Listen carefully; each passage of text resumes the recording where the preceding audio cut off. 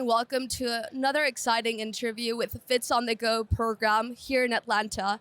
Today, we are honored to be joined by Dr. Hadley Wilson, who is the current 72nd president of the American College of Cardiology, also executive vice chair at Heart and Vascular Sanger.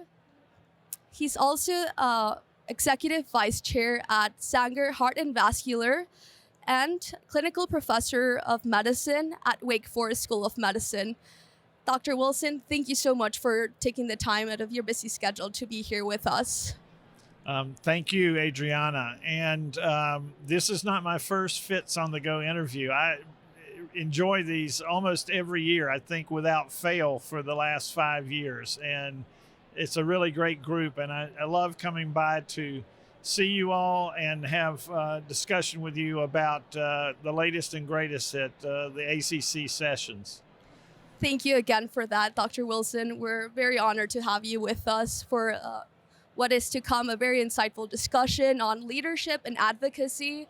The first question that we have for you is, from the perspective of those who are in leadership within the ACC, whether that's in the medical student community, medical resident or FITS leadership section, we're wondering what are some of the pathways in which we could take as trainees to prepare for and achieve a leadership position in the boards, writing work groups, or committees within the ACC? Great question, Adriana. And so since we're really just talking to the FITS group, I'll address your question specifically to FITS. And one of the things is that the leadership is very, very focused on the young leaders and on FITS and on bringing FITS along to become career fellows of the American College of Cardiology, where they really do look at ACC as their professional home. So how do we think about that? Well, obviously, we have the FITS section, the Fellows and Training section, and that's a very vibrant section, and there's leadership, as you know, within that section, as well as many other ways to become involved, like with the Fits on the Go and the other activities. And of course, one of the things that has been wildly successful, and I'm looking forward to the finals tomorrow afternoon, is the Fit Jeopardy. So now beyond that, how do we really walk the walk and not just talk the talk?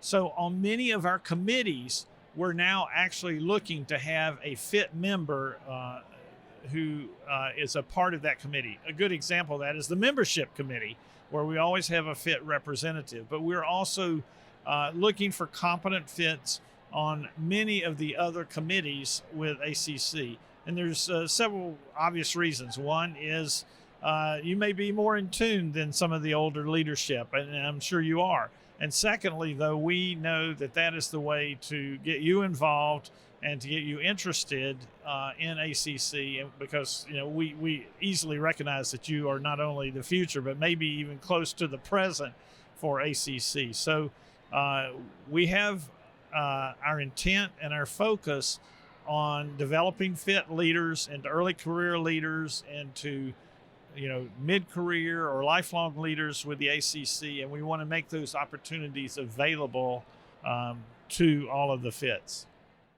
Thank you for sharing that information on how trainees could get themselves further involved in leadership with the ACC. Dr. Wilson, we've previously read on an article on acc.org, and you mentioned one of your mentors, Dr. Frissinger, who was an example to you and who inspired you to further get yourself involved with the ACC. Could you talk to us more about the importance of mentorship, especially for those pursuing further involvement in ACC leadership? Certainly, and I think mentorship is very important in cardiology, as it is in many other areas. And as you mentioned, we all have mentors, or should have. I think you can identify those in your own programs, but sometimes there are others that are in the community from where you live, in the homes or home cities or hospitals where you have been. But it's important. I don't think you have to confine yourself to one mentor. And also, people say, well, I don't have a mentor. How do I get a mentor? And I think it's really very easy. Most people, and I think most senior cardiologists, men and women, are very happy to mentor junior cardiologists or fellows, and you simply just have to ask if they're available for it. And sometimes they may say, well, I'm mentoring 2 or 3 others, and that might not be possible, but usually they have someone else they can suggest. And it's a pleasure for us too, because we learn as much from, or maybe more from you than you learn from us. So, and it's always happy to see how you develop and your pathway and what you choose as you move along through your career. It's very gratifying. Thank you for touching on that, Dr. Wilson.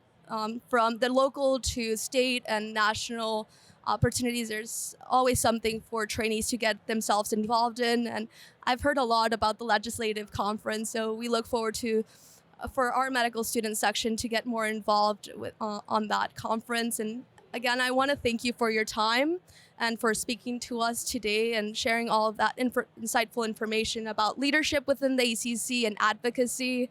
And with that, this concludes today's interview. For more interviews like these, please visit our YouTube channel at www.youtube.com/FITsOnTheGo. Thank you. Thank you very much. It's been a pleasure.